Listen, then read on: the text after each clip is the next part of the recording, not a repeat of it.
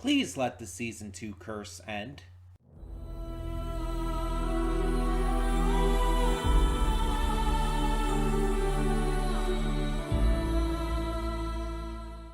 Hey everyone, welcome to Princess Gay. I'm your host Connie, and today we are here with my blind reaction to episode 2 of Masters of the Universe Revolution. So, I had some qualms with the first episode of this. And having a week now to sit on it and think about it, yeah, it's really not gotten any better. Basically, my biggest issue is that I felt like they were just trying to do way too much. And I just don't see how, in the course of 10 episodes total this season, they're going to be able to wrap everything up in a satisfying way. Because you have the stuff with Adam ascending to the throne after his father's death. You have his uncle coming out of literally nowhere and suddenly trying to lay claim to the throne. You have the stuff with Hordak and the evil horde, which includes Mother Brain and all the tech stuff, including Skeletech. It's like there's a lot going on there. You have Tila going off to do her own thing because for some reason she thinks she needs to do everything alone, even though she learned literally not to do that last season. You have the stuff with Glowstick Skeletor, which, after this week of thinking about it, might just have been a little thing at the beginning of the season just to set up where the group is now, where our heroes are at currently. But it still feels like it still feels like it would be a waste of potential to not do anything with that. They're just putting way too much in here already. And that's not including stuff that I feel like they have to include as well from last season. Like, what about Evelyn? Like, we had nothing in regards to her from the first episode. She's got to return here. It's like the setup is way too much for her to just not be part of this season. It's just, there's just too much. And I don't know if they're planning on, like, only focusing on some of it during the first half, and then, like, the Horde stuff in the second half. I don't know, but either way, only 5 episodes feels like, if that's what they're going to do, feels like a really, like, bad way to handle the evil Horde stuff. Because the first episode only introduced that. Only introduced that Mother Brain was working for Hordak. That's not really including it. You know what I mean? It's just like, oh, by the way, Mother Brain is working for someone. Yay. that doesn't... It's, again, more introductory than anything else. I just feel like they're trying to do every single plot point possible all at once. I feel like they should have taken out the stuff with the king's brother.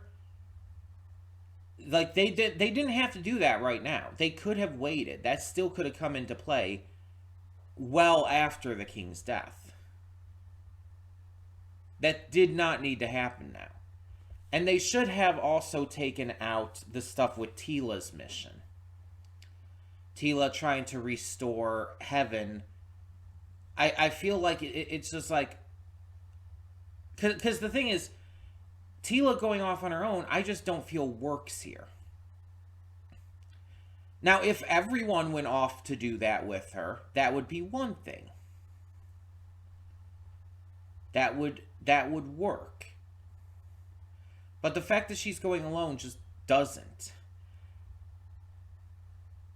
I feel like they're going to try and combine, like, some of these storylines, and I just feel like it's gonna feel half-hearted. And I might be wrong. It might end up being really good, and I hope it ends up being really good. I really hope that this season ends up proving me wrong. But the first episode was not a great sign, if I'm being honest. Like, you have to make the most out of these 10 episodes, and that doesn't mean including everything under the sun as part of your plot. It's just, I don't want it to feel overly stuffed to where none of the plot lines get the proper attention they deserve.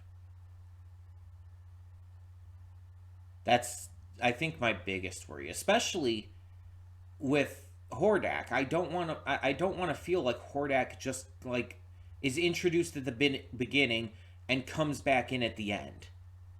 I want him to feel like he's a presence the entire season, and I'm just worried that's not going to be the case. So I guess we'll see. And I also brought up the stuff about, me and pretty much everyone's disliking of William Shatner nowadays. And let's be honest, he was only brought into this because of his name.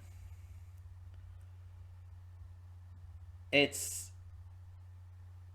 just one of those cases where it's like, it's not as bothersome as if it were certain other people. But with how, like, much of an asshole and everything William Shatner is, it's like, just knowing he's in this just does irritate me a bit.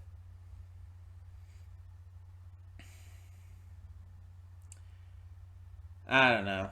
Hopefully I can mostly just try to ignore it. But we're just going to try and see. And again, that's not even as big a deal as, like, the issue with the just too much going on. Like, that's more of an issue with the story, while the voice actor is more of an issue with, like, just terrible people continuing to be in media, which is just always going to be a thing. But yeah, we'll continue to give this a shot. But like I said in the cold open, I really hope that this is able to break the season 2 curse. And for what I mean, if you don't understand, it's like a lot of shows lately I've been dropping on season 2 because I feel like the second seasons have let me down compared to the first. Vox Machina, for example, was just, I wasn't enjoying it. It was going in places I didn't like. And I just feel like there's been quite a few shows that have done that lately. And I really, really hope this isn't one of them. Because, one, I just don't want that to keep happening. It's annoying when a show that I really enjoyed ends up losing its luster for me because of, in my opinion, bad writing choices and whatnot. But on top of it, it's like, this show has, like, so much potential, and I really don't want it to lose my interest. And it's only 5 episodes to get through right now. So it's not like I'm in for a huge commitment. It's just a matter of, enjoyment of these 5 episodes. But we'll hope for the best and see what we're given. So when the screen fades to black, pause this redirect and go to the description below. Follow the link to the reaction, and after you watch it, come back here to the redirect and resume play. Because after it fades to black and then fades back in, everything from that point forward will be my afterthoughts and will contain spoilers to the episode. So, that being said, thank you so much for tuning in, and I will see you at the reaction. And we are back, and we'll begin with spoilers in 3, 2, 1, now. Thank God. Thank God I was proven wrong. This episode pretty much solved all my issues. It combines storylines in an actually satisfying and intriguing way. That also does raise some questions, mind you, but is really interesting and actually like solves a lot of my issues of there just being way too much going on. By combining it in this satisfying way, it makes it so it's like, oh, no, there's actually not too much going on because it's all one thing now. Well, almost all one thing. You still have this stuff with Tila going on, which is completely separate, but yeah, otherwise. um, I'm so happy because I was so worried. Like, I really enjoyed Revelation. Season 1, whatever you want to call it. I really enjoyed it. Excuse me. As someone who's not like necessarily the biggest He-Man fan, um, it was something that I went into originally a little skeptical of, but willing to give an entirely fair chance to, and it impressed me. It was really good. And so going into this, I wanted more of that same, but the first episode, it really made me worried. Because it's like, again, with the fact that so many shows I've watched lately have, in my opinion, for me, gone downhill in season 2, I really was really hoping this wouldn't be one of those as well. And episode 1 just did not give me any real hope for that. Because here's the thing, and I don't think I explained this entirely properly before, but a show having too many plot points is a big problem for me. It may not be as big a problem for other people, but I sometimes have a hard time keeping track of things if there's too much going on. And part of that problem comes from the fact that when there's like way too many storylines going on at once, it feels like none of them get the proper attention they deserve. As such, it's like I never feel like I'm connecting with them as much as I need to. So, what do I do in that instance? How do I, how do I deal with that? Well, I don't know. And the problem is, I haven't found a way to deal with that. I haven't found a way to properly handle that as of yet.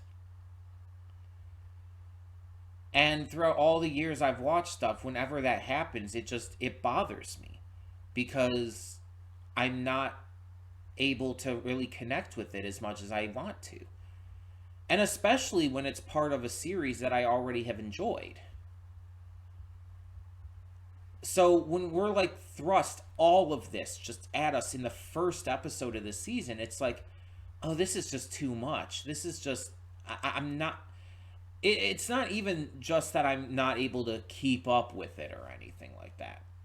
It's also that I just feel like it's a bad sign for the future. And it's like just trying to do more than its fair share at the same time. But again, like I said, this episode proved me wrong. Because the Randor stuff completely connected to the motherboard / horde stuff. And Tila's stuff is completely separate, mind you, but still. The entire stuff with Adam's Ascension was already connected with Randor, so now that's connected all together. And is part of the overarching plot line of the, I would say, A plot to this season. The B plot also just, I was worried because I felt like Tila going off on her own just felt like, it didn't feel right to me. And honestly, it still doesn't. It feels like something she should have at least brought one person with her. I, at this point, don't know exactly who it could have been. I mean, Andra seems like an obvious choice, but could have been someone else. Maybe even her father. Like, he's not the man-at-arms anymore, but he still gets in on the action. He's still active, to a degree. He's just not man-at-arms anymore. Them going on a journey together, actually, I think could have been really cool. Honestly. So I'm still a little annoyed by that, but that's more of like, I just think she as a character made the wrong move. That's not really like hating on the series. But we also did get Lynn back, which I mentioned in the pre-thoughts. She'd had to come back. Like, obviously, there was way too much setup, way too much that she still had to give to this series. So, yeah, her coming back just made sense. And I got what I asked for there, and that's connected to one of the plots, to the B plot. So, hey, it proved me wrong. But let's actually talk about what happened. So let's talk about the B plot first. Because I feel like that one has more room to surprise me. And I'll talk about that again when I get to the A plot. But the B plot seems like I don't know exactly where it's going right now. Because we have Tila arriving at Grenemir's place. And he's kind of this curmudgeony old dragon. Also, John Delancey being in here is great. John Delancey's amazing in pretty much everything he's in, whether it be Star Trek or Breaking Bad or My Little Pony. I mean, you can't discount his voice as Discord. He's just always great. But yeah, Grenemir's just a curmudgeony old dragon who has the ability to pass on the magic of Ka, which is what Tila is searching for. She needs this magic as well as the magic of Havoc, combined with her own magic to be able to possibly bring back heaven, Praeternia. It's heaven. We can still call it heaven. And Grenimir is basically, an old grumplepuss about it. He's like, no, humans suck. Y'all do evil with this shit whenever I give it to you. I don't want to help you anymore. I'm dying. I'm grumpy. Leave me alone. That's pretty much what his attitude is. And Lynn is there taking care of him because she wants redemption for her previous actions. Which, it's nice to see that she actually is genuinely trying to redeem herself.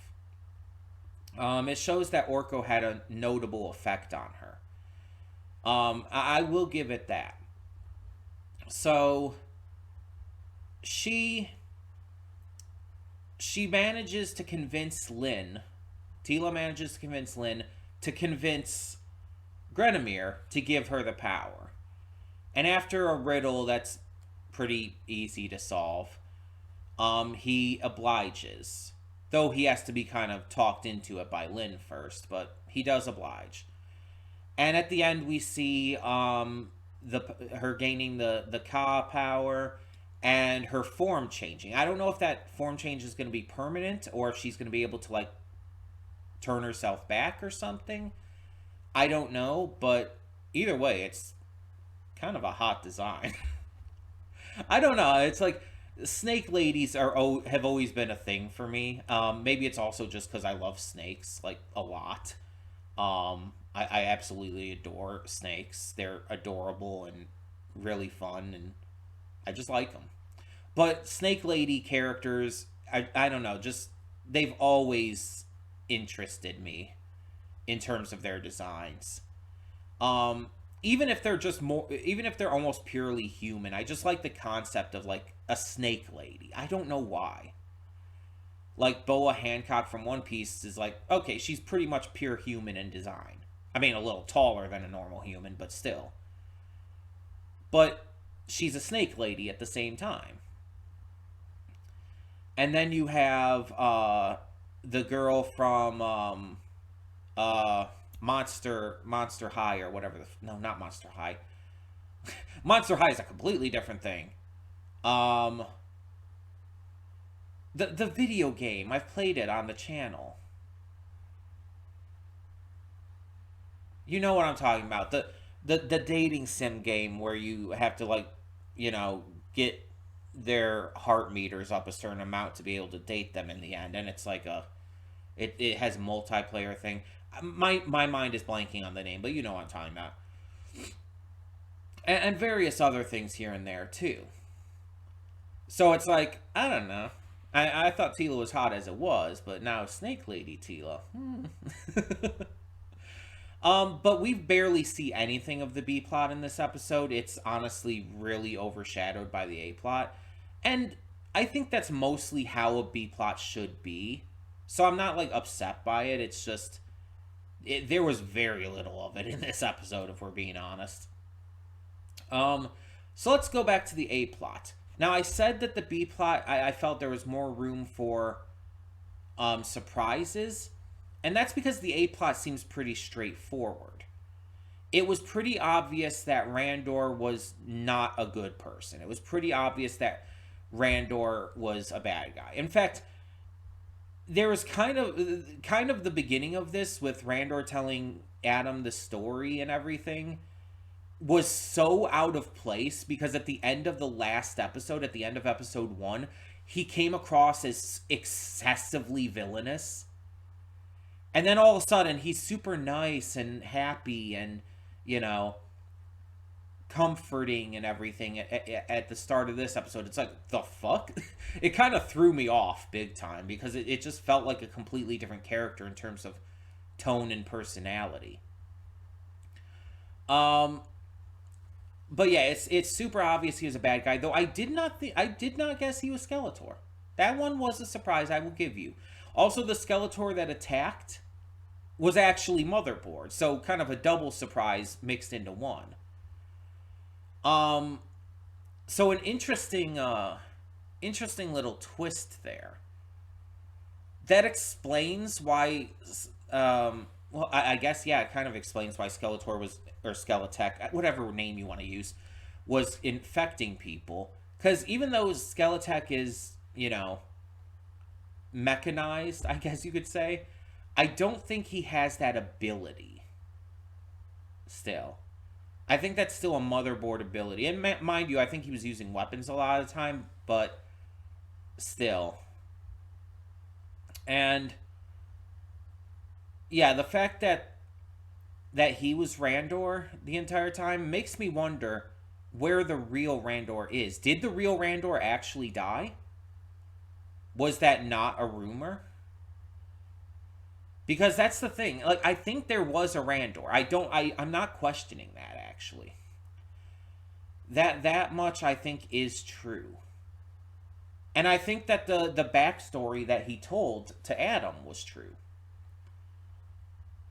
And I think the reason for that is because this is something that Adam could easily look to verify. And I think it's something that could be easily verified or proven false. Like, with little trouble. So Skeletor had to tell the truth here. He had to tell a real story here. I don't know how they found out about this, but still. I wonder if Skeletech knows that Motherboard is working for the Horde. Like, I wonder if he knows anything about that. Because he just swears his fealty to Motherboard specifically. But, I mean, that's not really the point right now. But yeah, it's like, so the story is definitely real. But kind of the divergence point happens. It's like, okay, after he was sent back, they were attacked. And he was presumed dead. And so he claimed that he actually survived and kept the rumor of his death going. So is the truth that he did actually die and this was, you know, just a way to this, because this is something that can't be really confirmed as easily. Because he's basically saying, oh no, I pretended to be dead all this time. I kept that ruse up in order to hide the fact that I survived. And so it's like, yeah, that can't really be, you know, proven one way or the other. So that's a pretty smart plan there. I'm wondering if that does mean that the real Randor is dead or not, though. Because it would be interesting if the real Randor did come in at some point and like was like, oh no, that guy's fake. I'm the real Randor. That guy's a loser. He's a fake. He's a liar. A big fat phony. That would be pretty interesting. Um, and on top of that, we have the entire thing continuing to go along. And this, again, not an issue so much with the series, more of an issue with the ideology the characters are thinking about. Adam is still going on about, like, what his father told him about, like, he has to choose, he has to pick a side, which is still bullshit. And even Duncan kind of pointed out that was bullshit. He's like, no, no, no, no. The warrior, the diplomat, both of these are part of you. This is all you. Both sides, all sides, are all part of the same person. He's basically telling Adam he doesn't need to choose, that his father was wrong. And it wouldn't be the first time his father was wrong. So it's like, come on. I really hope that at some point Adam does realize that he can be both. Because it's like, it's a bit annoying to see that go about. But we also did see that, at least for now, he has chosen his path. Though, mind you, it is, steeped in a lie because of the entire Randor thing. But he chose to let Randor be king for the time while he remains the warrior, while he remains He-Man. So it's pretty interesting in that regard. I'm curious to see how this is going to go. And yeah, right now, again, the A plot leading into the Horde and everything, for the moment, seems to be pretty standard stuff. Pretty typical plot points. Nothing that really comes out of nowhere. Nothing that feels out of the ordinary. Again, the only real big surprises for me were the fact that that Skeletor and Motherboard were disguised there. That I did not see coming. I will also say, the fact that the power can heal the tech virus is really interesting. I'm excited to see how they figure out how to amplify the range of that, because that could be really insane. I wonder if Tila's powers will have something to do with that. We'll see. But yeah, I'm excited to see where this goes. I feel I was proven wrong. I'm happy to have been, I'm happy to have been proven wrong. So tell me in the comments below, what did you think of this episode of Masters Universe Revolution? And for now, I'm Connie, and I'm signing off. See y'all next time.